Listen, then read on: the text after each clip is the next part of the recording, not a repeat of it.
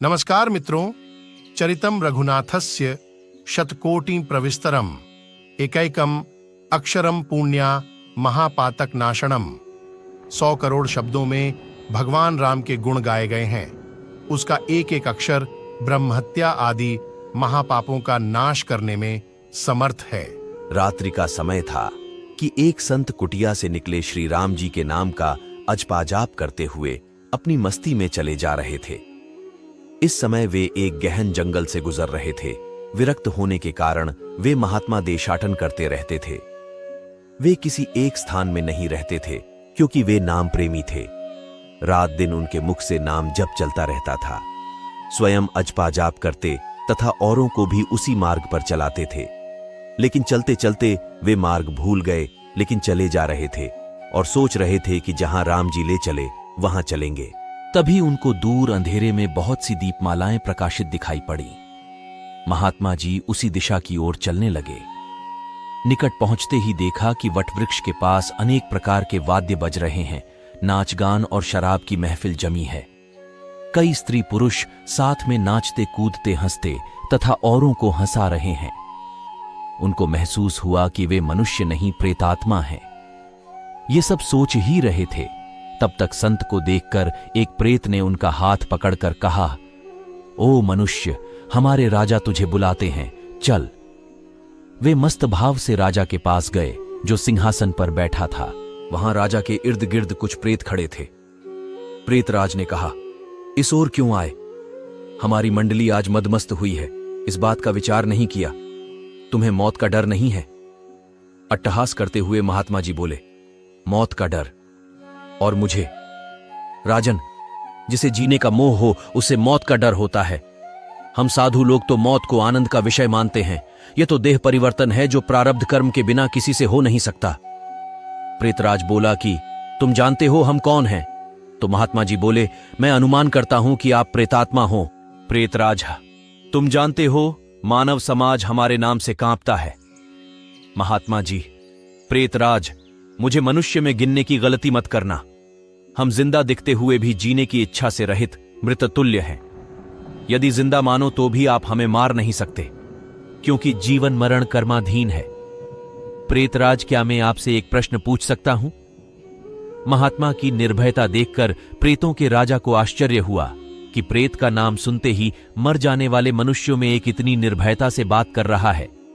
सचमुच ऐसे मनुष्य से बात करने में कोई हानि नहीं। वह बोला, पूछो, क्या प्रश्न है?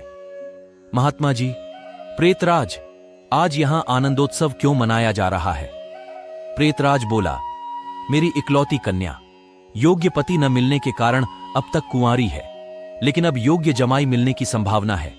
कल उसकी शादी है, इसलिए यह उत्सव मनाया जा रहा है। महात्मा ने हंसते हुए कहा, तुम्हारा जमाई कहां है? मैं उसे देखना चाहता हूं। प्रेतराजा, जीने की इच्छा के मोह को त्याग करने वाले महात्मा, अभी तो वह हमारे पद प्रेतयोनि को प्राप्त नहीं हुआ है। महादुराचारी होने के कारण वह भयानक रोग से पीड़ित है। कल संध्या के पहले उसकी मौत होगी, फिर उसकी शादी मेरी कन्या से होगी। रात भर गीत नृत्य और मद्यपान करके हम आनंदोत्सव मनाएंगे। प्रेतराज के मुख से ऐसा सुनकर श्री राम जी के नाम का अजपा जाप करते हुए महात्मा जंगल के किनारे के गांव में पहुंचे। सुबह हो चुकी थी। एक ग्रामीण से उन्होंने पूछा, इस गांव में कोई श्रीमान का बेटा बीमार है? ग्रामीण ने कहा, हां महाराज, सेठ का बेटा 1 वर्ष से रोगग्रस्त है। बहुत उपचार किए पर ठीक नहीं होता। महात्मा, क्या वे जैन धर्म पालते हैं? ग्रामीण, उनके पूर्वज तो जैन थे, किंतु भक्तों के साथ व्यापार करते हुए अब वे वैष्णव हुए हैं। सेठ के पुत्र की हालत गंभीर थी। अंतिम घड़ियां थीं, फिर भी महात्मा को देखकर माता पिता को आशा की किरण दिखी। उन्होंने महात्मा का स्वागत किया। सेठ के पुत्र के पलंग के निकट आकर महात्मा राम नाम की माला जपने लगे। दोपहर होते होते लोगों का आना जाना बढ़ने लगा। महात्मा ने पूछा। उसने आंखें खोलते ही अपने सामने एक प्रतापी संत को देखा तो रो पड़ा और बोला, बाप जी, आप मेरा अंत सुधारने के लिए पधारे हो। मैंने बहुत पाप किए हैं, भगवान के दरबार में क्या मुंह दिखाऊंगा। फिर भी आप जैसे संत के दर्शन हुए हैं, यह मेरे लिए शुभ संकेत हैं। इतना बोलते ही उसकी सांस फूलने लगी, वह खांसने लगा। संत जी बोले, बेटा निराश न हो, भगवान राम पतित पावन है। तेरी यह अंतिम घड़ी है, अब काल से डरने का कोई कारण नहीं। खूब शांति से चित्त वृत्ति के तमाम वेग को रोककर श्री राम नाम के जप में मन को लगा दे, अजपा जाप में लग जा। शास्त्र कहते हैं, चरितम रघुनाथस्य शतकोटिं प्रविस्तरम एकैकम अक्षरम पुण्या महापातक नाशनम। 100 करोड़ शब्दों में भगवान राम के गुण गाए गए हैं। उसका एक एक अक्षर ब्रह्महत्या आदि महापापों का नाश करने में समर्थ है। दिन ढलते ही सेठ के पुत्र की बीमारी बढ़ने लगी। वैद्य हकीम बुलाए गए, हीरा भस्म आदि कीमती औषधियां दी गई, किंतु अंतिम समय आ गया।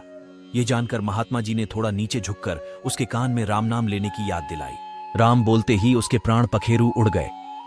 लोगों ने रोना शुरू कर दिया। श्मशान यात्रा की तैयारियां होने लगीं। मौका पाकर महात्मा जी वहां से चल दिए। नदी तट पर आकर स्नान करके नाम स्मरण करते हुए वहां से रवाना हुए। शाम ढल चुकी थी। फिर वे मध्यरात्रि के समय जंगल में उसी वटवृक्ष के पास पहुंचे जहां प्रेत समाज उपस्थित था। प्रेतराज सिंहासन पर हताश होकर बैठे थे। आज गीत, नृत्य, हास्य कुछ न था। चारों ओर करुण क्रंदन हो रहा था। सब प्रेत रो रहे थे। हास्य कुछ न था। महात्मा ने पूछा, प्रेतराज, कल तो यहां आनंदोत्सव था, आज शोक समुद्र लहरा रहा है, क्या कुछ अहित हुआ है? प्रेतराज, हां भाई, इसीलिए रो रहे हैं। हमारा सत्यानाश हो गया। मेरी बेटी की आज शादी होने वाली थी, अब वह कुंवारी रह जाएगी। महात्मा ने पूछा, प्रेतराज, तुम्हारा जमाई तो आज मर गया है, फिर तुम्हारी बेटी कुंवारी क्यों रही? प्रेतराज ने चिढ़कर कहा, तेरे पाप से मैं ही मूर्ख हूं कि मैंने कल तुझे सब बता दिया। तूने हमारा सत्यानाश कर दिया। महात्मा ने नम्र भाव से कहा, मैंने आपका अहित किया, यह मुझे समझ में नहीं आता। क्षमा करना, मुझे मेरी भूल बताओगे तो मैं दोबारा नहीं करूंगा। प्रेतराज ने जलते हृदय से कहा, यहां से जाकर तूने मरने वाले को नाम स्मरण का मार्ग बताया और अंत समय भी नाम कहलवाया। इससे उसका उद्धार हो गया और मेरी बेटी कुंवारी रह गई। महात्मा जी, क्या सिर्फ एक बार नाम जप लेने से वह प्रेतयोनि से छूट गया? आप सच कहते हो? प्रेतराजा, हां भाई, जो मनुष्य नाम जप करता है वह नाम जप के प्रताप से कभी हमारी योनि को प्राप्त नहीं होता। प्रसिद्ध ही है कि भगवान नाम जप में नर को धारिणी शक्ति है। प्रेत के द्वारा राम नाम का यह प्रताप सुनकर महात्मा जी प्रेमाश्रु बहाते हुए भाव समाधि में लीन हो गए। उनकी आंखें खुलीं तब वहां प्रेत समाज नहीं था। बाल सूर्य की सुनहरी किरणें वट वृक्ष को शोभायमान कर रही थीं। इसीलिए तो कहते हैं, लक्ष्य न ओझल होने पाए, कदम मिलाकर चल। सफलता तेरे चरण चूमेगी, आज नहीं तो कल।